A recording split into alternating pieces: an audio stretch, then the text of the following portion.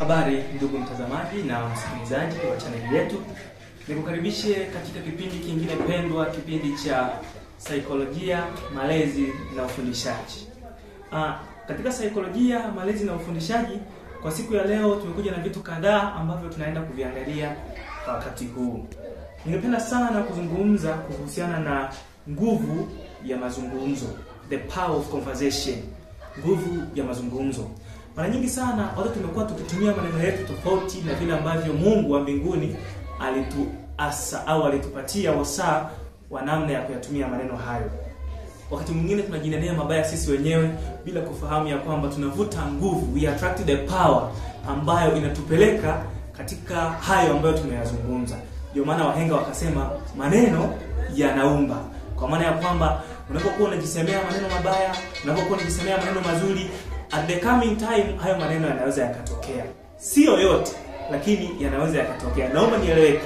Sio yote, lakini mengi yanaweza yakatokea. Sasa tunapokuwa katika mazungumzo, jaribu kujizungumzia mwenyewe vizuri, kwa sababu koshazi yako inajiandaa kwa ajili ya kukabiliana na kitu fulani endapo umejizungumzia kitu fulani.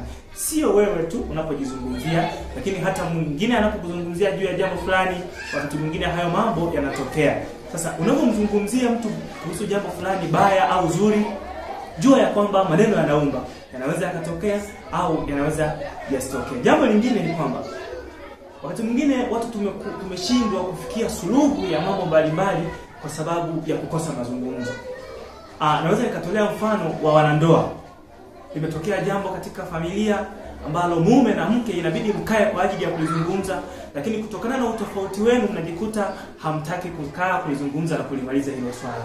Maneno yanaumba. Unapokaa kuzungumza, mnaweza mkafikia suluhu na mambo yakaenda vizuri. Cha kujifunza ni hiki: zungumza maneno mazuri kwa wengine, yatakurudia kwako pia. Karibu katika kipindi kitakachofuata hapo baadaye.